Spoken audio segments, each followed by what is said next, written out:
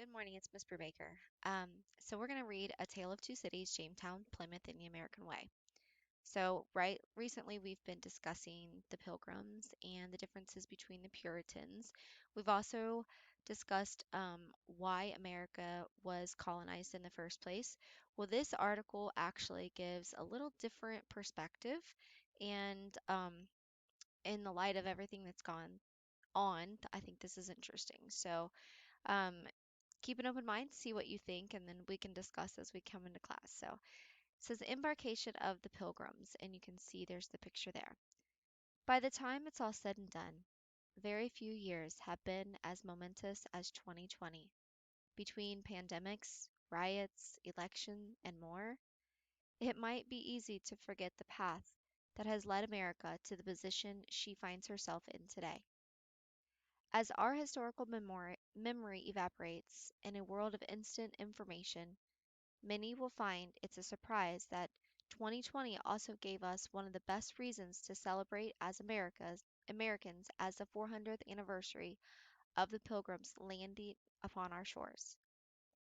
This small band of religious dissidents hardly strike us as the heroes of a grand historical epic stretching across 4 centuries, thousands of miles, and millions of people. But it is no exaggeration to say that their courageous voyage fundamentally altered the direction of the world. The diminutive beginnings at Plymouth Rock represent the proverbial mustard seed that would eventually grow into a mighty tree of liberty. The Pilgrim story is one of faith through hardship and endurance through persecution. They were the first to risk their lives, fortune, and sacred honor for the establishment of freedom on American shores. Due to their religious beliefs differing from the state mandated doctrines set by the king, they were persecuted and oppressed. William Bradford, the future governor of Plymouth, explained how some were taken and clapped up in prison, others had their houses beset and watched night and day, and hardly escaped their hands. William Brewster, this is this man right here. After years of harassment, this congregation of pious dissenters was eventually chased out of England by the authoritarian King James in 1607. Fleeing in the city of Leiden, Holland, for 12 years, even though they no longer lived in England, they still felt called to minister to their countrymen. So Pilgrim leader William Brewster began clandestinely printing religious books, which would then be smuggled back into England. Needless to say, their contraband writing and illegal speech infuriated the king and officials in the Church of England. Although in the entirely different country of Holland, they were still not free from the King of England's reach, and he sent out agents to uncover who was responsible for these dangerous opinions. Upon discovering the press of William Brewster in Leyden, King James began to pressure the governing authorities to crack down on the Pilgrim enclave. Seeing the precariousness of their situation, the Pilgrims sent a delegation to England to attempt to reach a sort of compromise in which they would travel to America in exchange for their religious freedom. Miraculously, they secured an agreement which provided a place for them to practice their beliefs without interference from the king, although in return they had to give 50% of their earning to the crown. So can you imagine um, having to give 50%? We complain about taxes now. Well, they had to give 50% of their earning to the crown, so half of what it is. With this plan, the Pilgrim had to chart a new course through dangerous waters. Some decided to stay behind, and others couldn't come. Then one of their boats was unable to make the trip, possibly due to sabotage. So even more were kept from the pilgrimage. By the time the Mayflower, now alone, carried its collection of pilgrims and strangers, the name given to the other colonists who weren't a part of the dissenters, only 104 souls embarked from the shores of the Old World. As Alexis de Tocqueville describes so well in his monumental work Democracy in America, the Pilgrims sought a land so barbarous and so abandoned by the world that they might yet be permitted to live there in their manner and pray to God in freedom. Over the next year, from the voyage to the first Thanksgiving, the Pilgrims suffered innumerable hardships which steadily killed many of the men, women, and children. So dire were their circumstances and so devastating the results that when they eventually celebrated the first successful harvest with their native allies the following year, hardly 50 pilgrims had survived. The fact that any of them survived is itself remarkable, but when placed within the context of the New World, it becomes undeniably miraculous. Prior to the discovery of the New World by Christopher Columbus, the Native Americans largely lived in a state of nearly continual, bloody conflict. Tribe against tribe, nation against nation, the Indians waged war over resources, land, and honor. Cannibalism, slavery, human sacrifice were unfortunately common.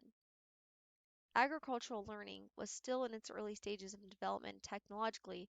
They were centuries behind Europe when the two civilizations met. Indeed, the natives lacked items such as gunpowder, ocean-faring vessels, or even wheeled transportation. There was no such thing as the peaceful and tranquil noble savage. The Native Americans were very much people, undeniably flawed, and in every way in as much need of the redeeming sacrifice of Christ as everyone else. So this is the signing of the Mayflower Compact. It was on this land that the hardy pilgrims, outcast from their homeland and fugitives from tyrants, set their hopes. Their vision was twofold.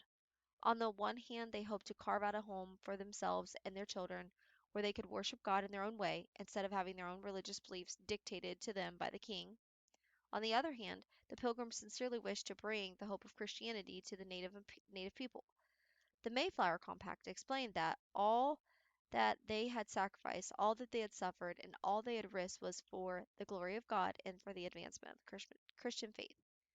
These goals caused the Pilgrims to make many developments and advancements in the field of government, education, religious freedom, human rights, and political liberty. When it came to relationships with the surrounding Native American tribes, the Pilgrims' Christian foundation enabled them to forge the longest lasting peace treaty in early American history and successfully begin evangelism efforts. Taking the Bible as the guide to every major facet of life, a map to creation, authored by the Creator, Pilgrims instituted the free market, the institutional independence of the church from the dictates of the government, stronger protections for private property, and public education. And they also passed possibly the first anti-slavery law on the continent, making man stealing a capital offense. And you can see there's like references to the bottom at the bottom. In fact, when a slave ship came to them in 1646, the Pilgrims prosecuted the slavers and liberated slaves.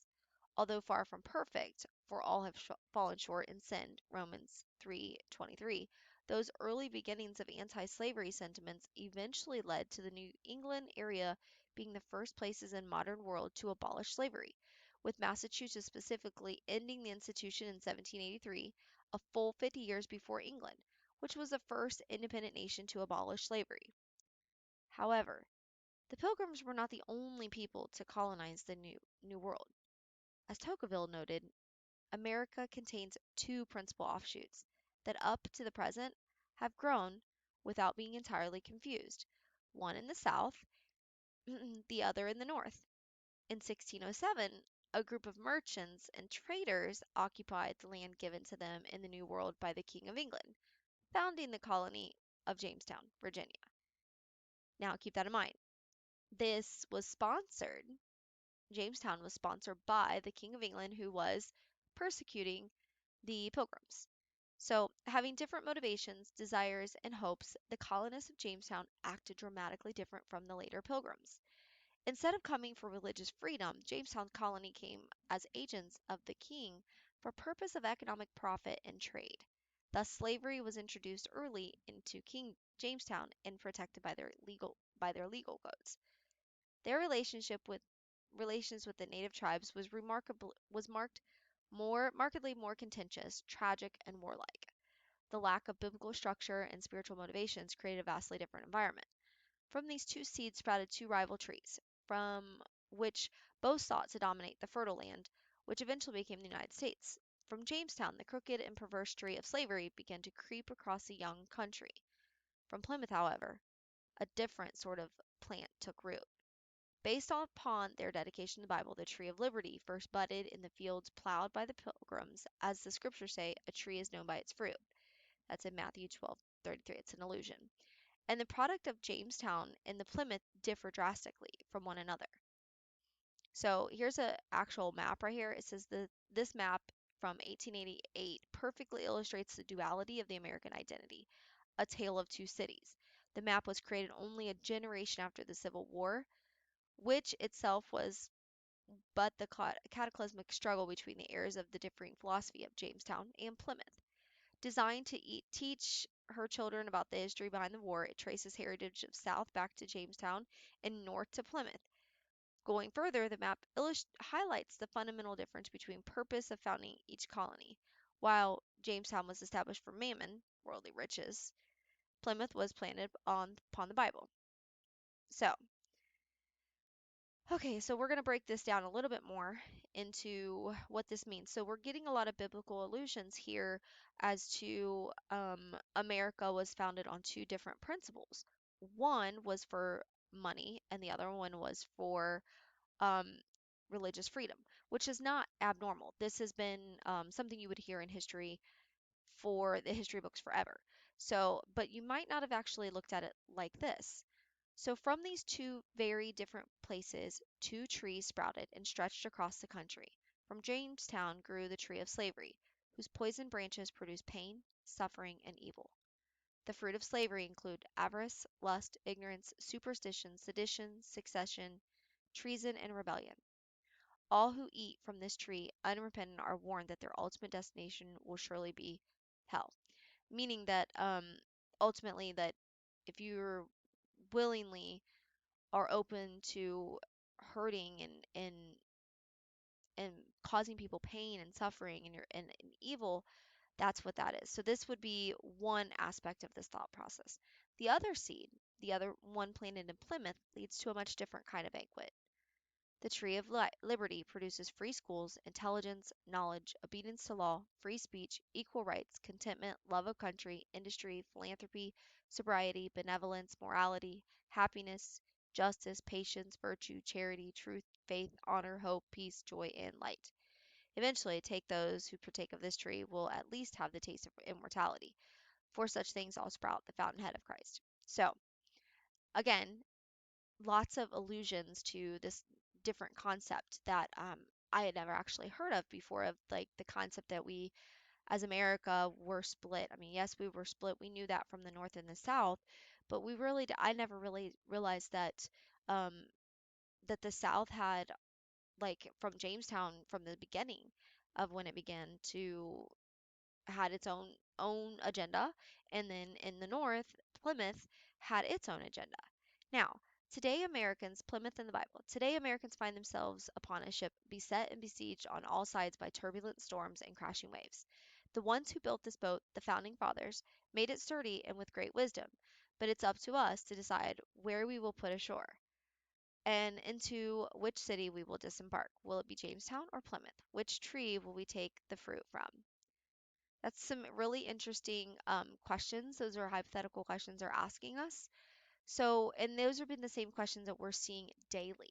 We're within our news, and we're seeing it all the time. Like people are saying, like, are we gonna change? Are we gonna try to change when it comes to um, how we treat people who basic like well one how we treat African Americans and how we treat the indigenous Native Americans, or how we treat Chinese Americans and or Asian Americans, however you want to say it.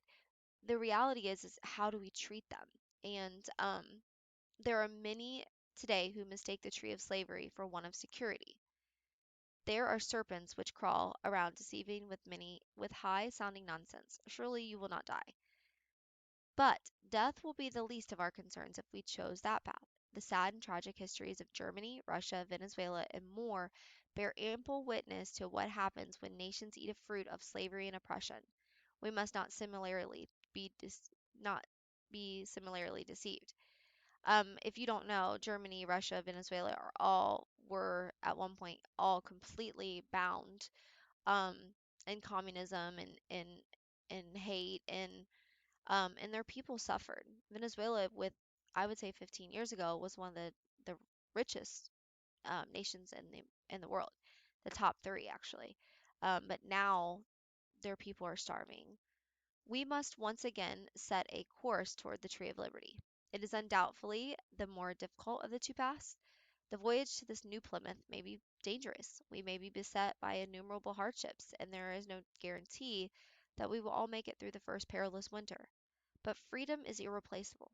It's the only in a state of liberty that humanity can make good the assertion that all men are created equal and endowed by their Creator with certain inalienable rights.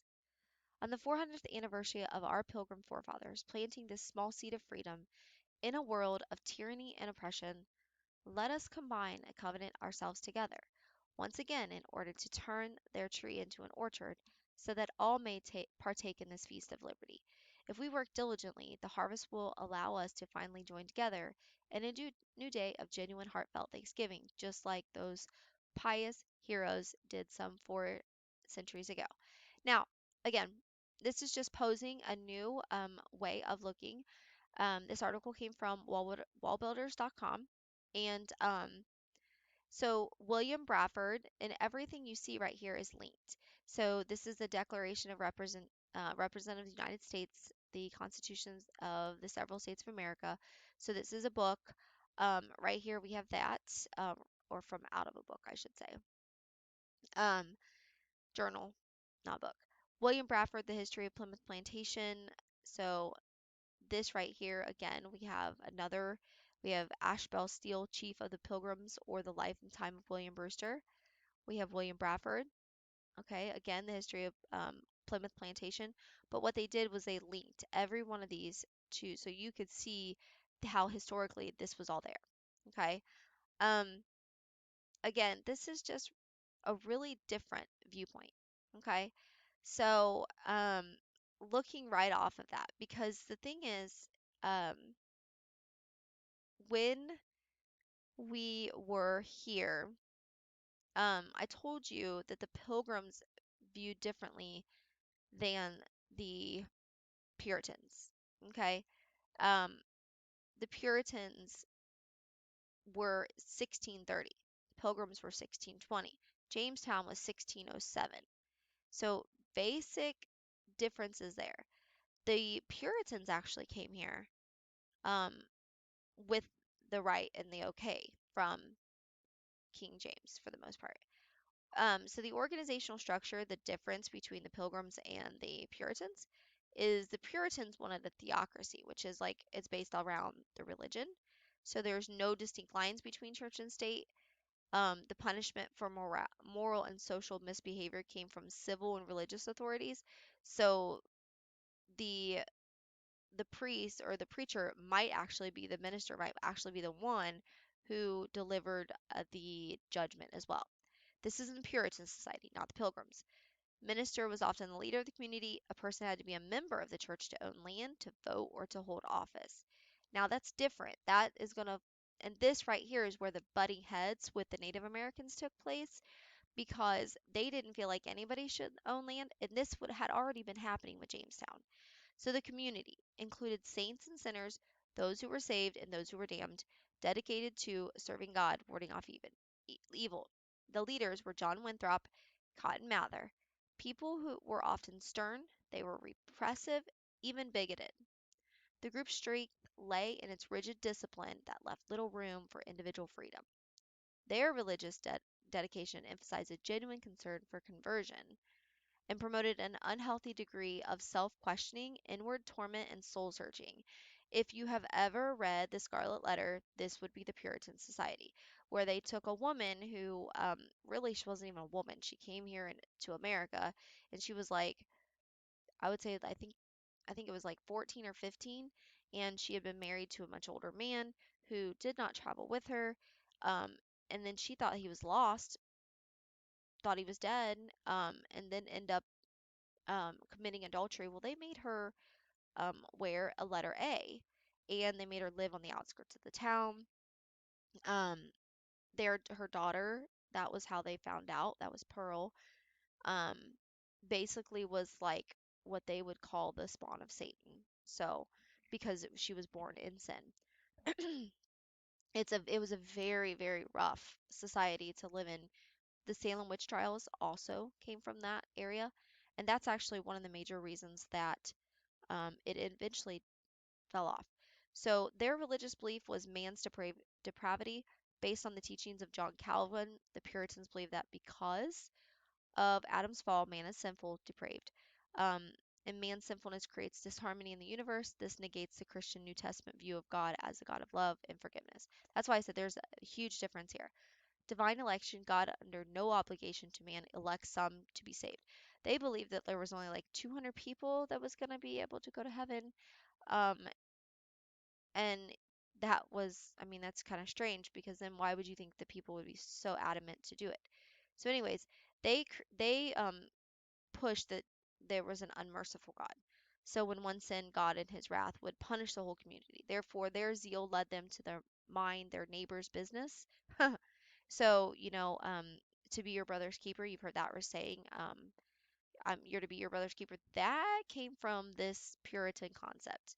So, punishments though were very severe. They would brand somebody like you would a cattle, cutting off an ear, the pillory, the ducking stool, facial gags, wearing a scarlet A, like I said. This publicly showed the community's condemnation of a sinner. So the thing is the Puritan had certain practices. It was duty before pleasure, work before leisure, Puritan work ethic, self-sacrifice. The Sabbath day was the Lord's day, all day. There was public penance, belief in the presence of Satan and his agents who lived in the Black Forest. That was the Native Americans. So they thought that Native Americans were evil. They were very strict on their Bible reading. But paradoxically, um, so meaning like it's the opposite. It's kind of strange that how it could possibly contrast like this. Even though the Puritans were very steadfast, the Puritans loved the beauty of poetry, and while they were enemies of drunkenness, they enjoyed a good mug of ale. And an ale would be like beer. While they downplayed frivolity, they celebrated after a good harvest or the raising of a new house or barn. So there was a lot of comments that were written about the Puritans. I'm not going to read them all, but you're more than welcome to. Conformity to social regulations was the norm. The rank and file did not follow their leaders meekly and reverently. This one was huge, though. The Puritans were autocratic, hierarchical, and authoritarian. So, interestingly, now, and that was mainly um, all from Arthur Miller, who wrote The Crucible, which was like a play off of McCarthyism. Sometimes their motives were not always purely religious. During the witch hunt hysteria, long held hatreds of neighbors could now be openly expressed and vengeance taken, despite the Bible's charitable injunctions. Land lust, which had been expressed before by constant bickering over boundaries and deeds, could now be elevated to the arena of the morality.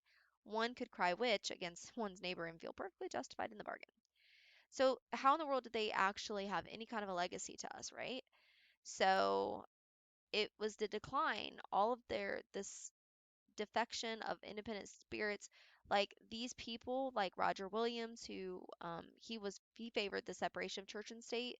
He ended up going to Providence, Rhode Island. You had Anna Hutchinson, who opposed church authority and fled to Rhode Island. So like she thought that God could talk to women too. Well, they didn't treat women, the Puritans didn't treat women with equality.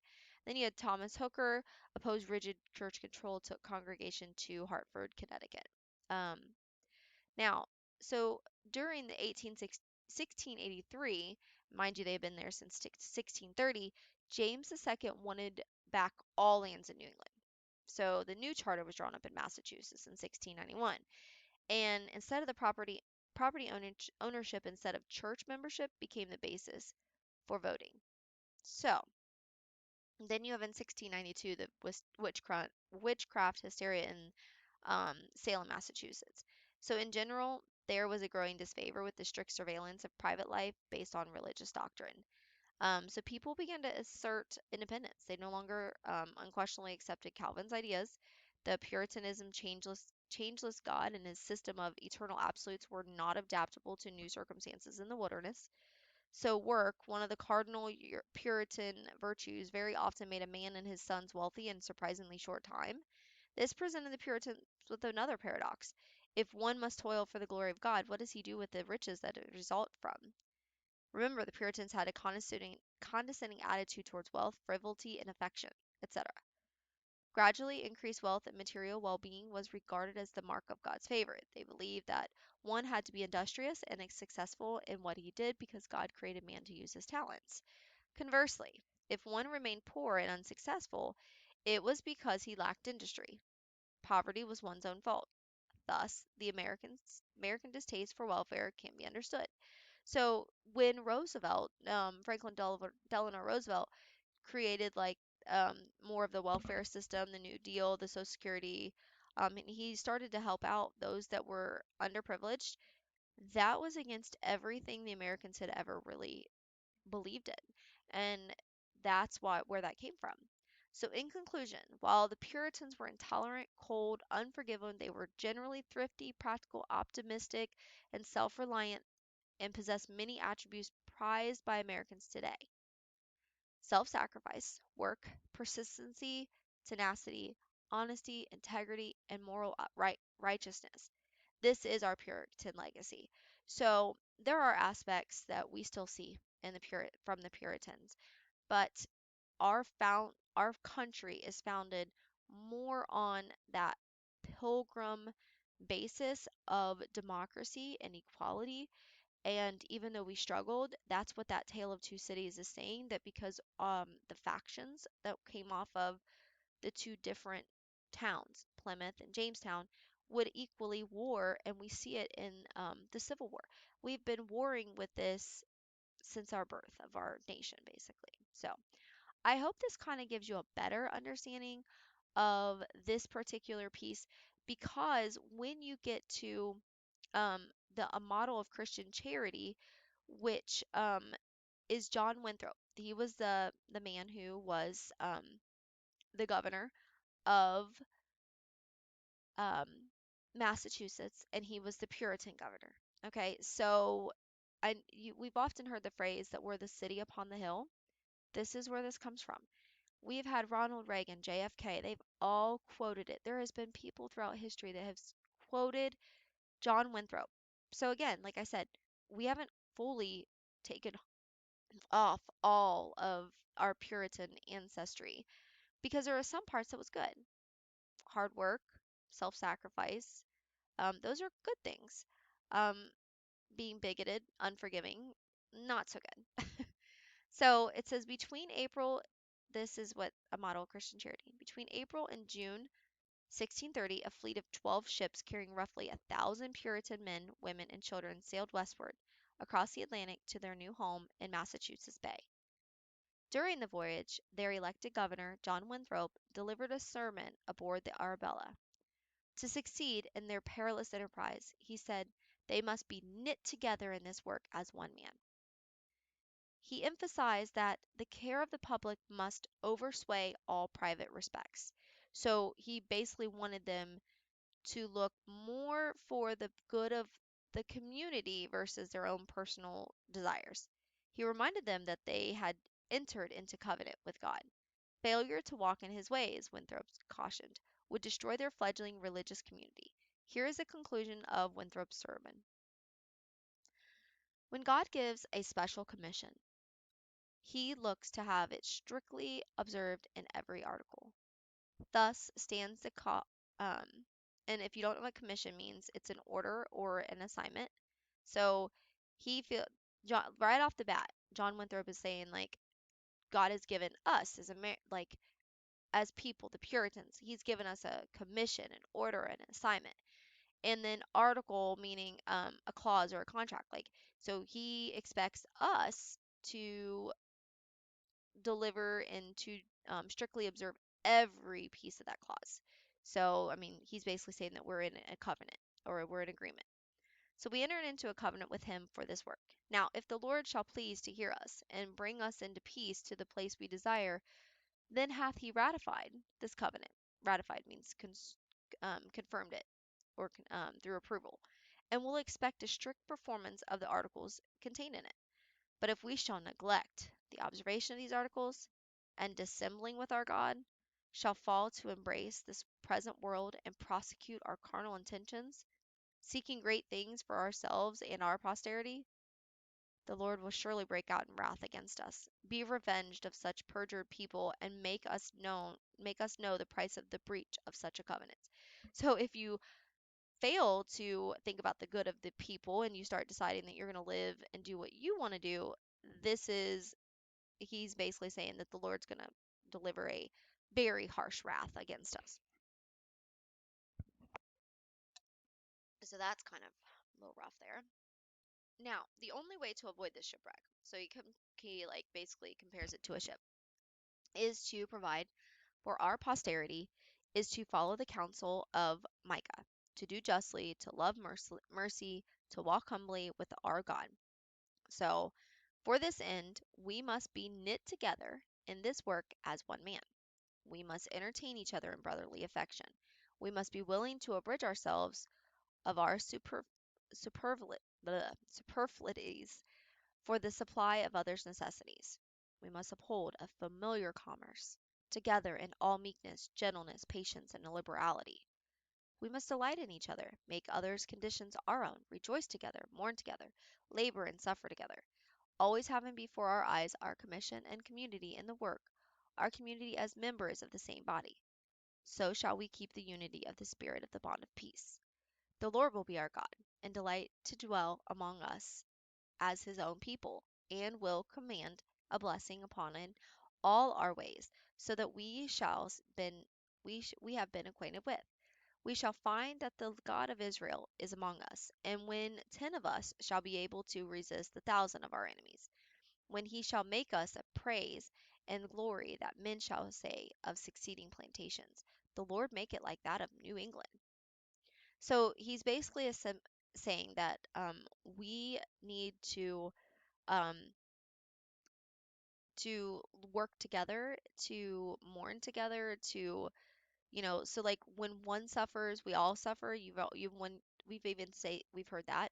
The Marines always went by when one looks good, when one looks bad, we all look bad. There's I kind of paraphrase that, but that's actually not maybe just the Marines, but that's like the military in general. We all look good together, we all look bad together. Um, and honestly, that's been passed along, and it's from this concept of that we are in this together and we have to work together. Now, that's not a bad doctrine right there because we do need each other. I think that's something that is normal. Um, it's just the other components that kind of twisted and skewed some of their concepts that they believed in. Okay. Um, basically, and he says, if we do, the God of Israel is going to, if we, we work together, we do right, he is going to resist 1,000 of our enemies so this is in reference to like Psalms 91 when he says like, that though 10,000 may fall at my right hand and 1,000 my other, that no one's going to hurt me. And that's kind of what he's referring to. He's alluding to that the enemies are going to fall because we're living right. So, for we must consider that we shall be as a city upon a hill. The eyes of all people are upon us, so that we shall deal falsely with our God in this work we have undertaken, and so cause him to withdraw his present help from us. We shall be made a story, and by word through the world. We shall open mouths of enemies to speak evil of the ways of God and all professors for God's sake. We shall shame the faces of many God's worthy servants, and cause their prayers to be turned into curses upon us, till we be consumed out of the good land whither we are going. A city upon a hill, example is the rest of the world. Um, that is also a reference, it's an allusion to when Jesus gives the Sermon on the Mount, um, and it's in the Gospel of Matthew in the New Testament. So that's again, like he's referencing, that's that allusion. And we talked about that, how there was going to be biblical allusions, like how they felt like what's coming up right here. And to shut this discourse with that exhortation of Moses, that faithful servant of the Lord, in his last farewell to Israel. Beloved, there is now set before us life and death, good and evil, in that we are commanded this day to love our Lord our God, and to love one another, to walk in his ways and keep his commandments and his ordinances and his laws and the articles of our covenant with him, that we may live and be multiplied, and that the Lord our God may bless us in the land whither we go to possess it. But if our hearts shall turn away, so that we will not obey, but shall be seduced and worship other gods, our pleasure and profits serve them. It is propounded unto us this day, we shall surely perish out of the good land whither we pass over this vast sea to possess it. So therefore let us choose life, that we and our seed may live by obeying his voice and cleaving to him, for he is our life and our prosperity. So what we had here was a couple things. He was basically talking about in Deuteronomy, like how we have to um, turn away from everything that's bad and focus our attention on him, which again, so that our seed may multiply. This is again going back to that concept of the tale of two cities, which, like I said, the pilgrims were the more um, they were the ones who got along with the Native Americans, wanted to get along with the Native Americans, wanted to work together, wanted to be peaceful. They allowed women to vote, to own property, etc. They were the first to allow a lot of things. They were also the ones that abolished when the slave ships came. They abolished them and told them to go. We don't want anything to do with that. Um, and we also have the Puritans who again were felt like we were a new city upon a hill that was going to be like a beacon of light to other people. We have heard that throughout the centuries. It's not something that's new. Whether you agree or disagree, I'm just giving you the history of what it comes to and where it comes from. But then you have on the flip side of that, you have like the bad seed where they're talking about like it's gonna like perish or it's gonna be like it'll be death. Well, think about it.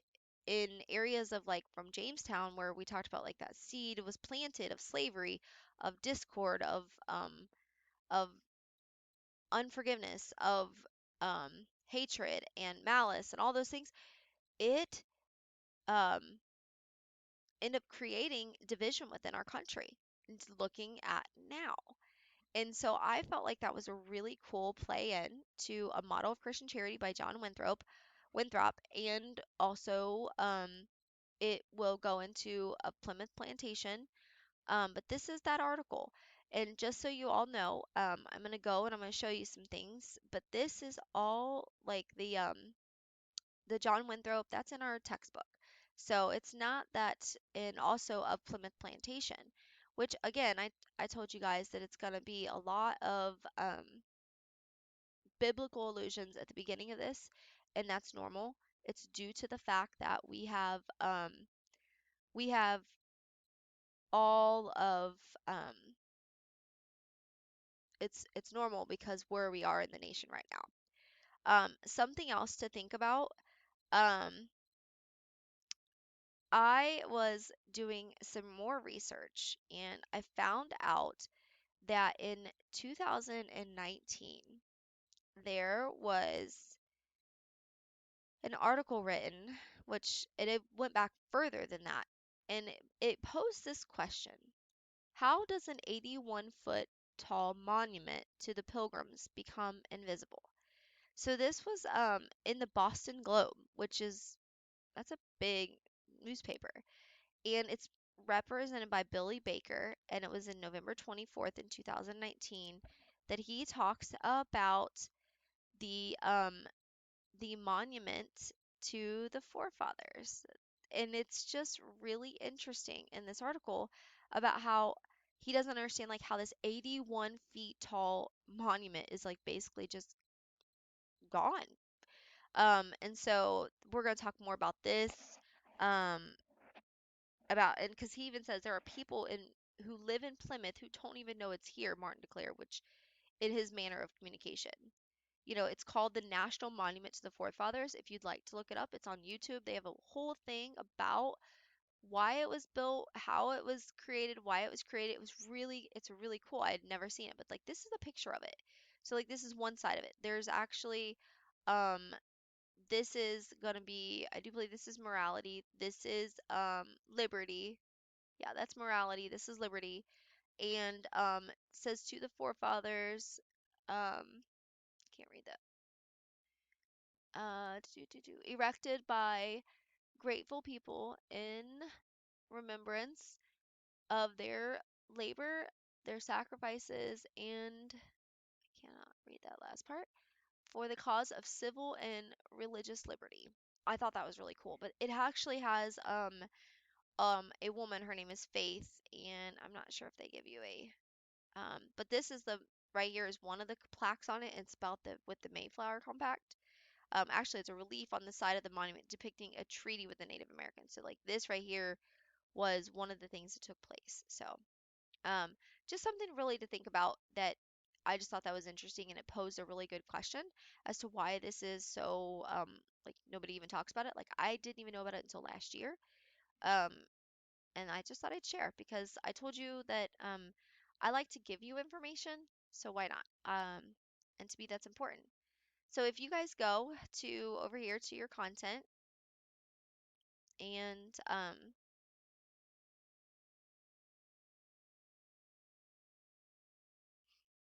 you go over here to the course textbook because this is where we are. We are going to be reading the course textbook. Um, and you click on the link. Hopefully it's not still broken. Yay, it's not.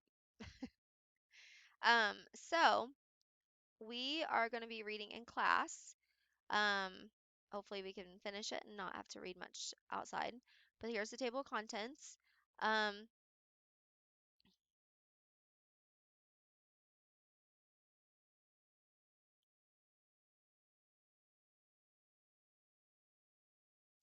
A Plymouth Plantation by William Bradford. That's where we are. A Model of Christian Charity by John Winthrop. So I told you that these were all from in our textbooks, and I thought that was really cool. Um, and so I hope you enjoyed this little kind of like a talk, but also at the same time be able a chance to read a lot of the courses, the stuff that we're going to read this week.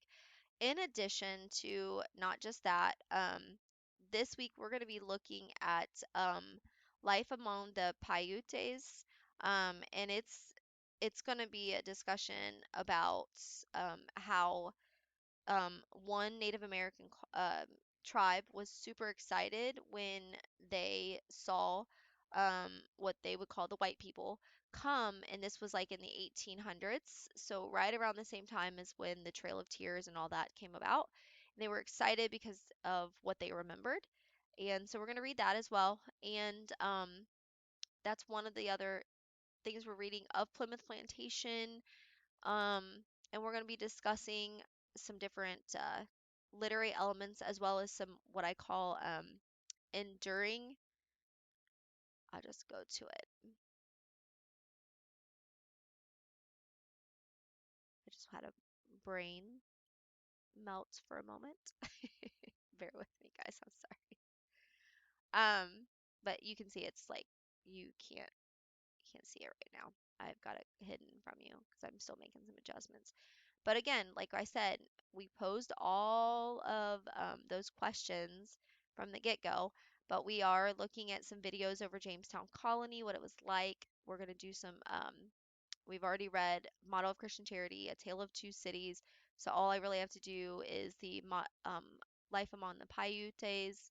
But we're going to be looking at some enduring understandings, which meaning that these are some of the skills that I need you to take with you. So what you learn from this, like how to understand voice, what is the difference between tone and mood, and making certain that you know imagery and you can pull out rhetoric. So we're going to be getting into some of those components in class. That's the goal. Um, but I will be asking you some skill-based essential questions like what are the stylistic elements and general expectations of the journal form? And then from what of the view are journals typically written from? What point of view are journals typically written from and why? Um, so we will be looking at that. So it's kind of there we are. Like that's part of where we are. I am excited. This is I feel like a very interesting concept. So I will, not sure if we're going to have class after all today. I've got a sick kid, and a sick husband who still went ahead and went to work. But regardless, I wanted to make this video so that you kind of knew what needed to be done. I will say this, I think some of you need some time to finish up your projects, and I want to do a gallery walk, but I can't do a gallery walk when I only have like I would say 30 people, 35 people completely finished. So I'm going to give you today to kind of work, and I will be assigning, um, A Tale of Two Cities, and um, actually I may end up just assigning of Plymouth Plantation so that we can kind of go from there, and then we can pull it apart and do different things of that nature. So just kind of know that you will still have an assignment and that you're getting behind. Don't get behind. I told you that from the get-go. Don't do that. That won't be good. You'll get frustrated. So I encourage you to take the time that you would work in class to really work. Okay? So I hope you have a fantastic day. I will see you tomorrow. And we will really hone in on a Plymouth Plantation and kind of going from there. I will chat with you later. See ya. Bye.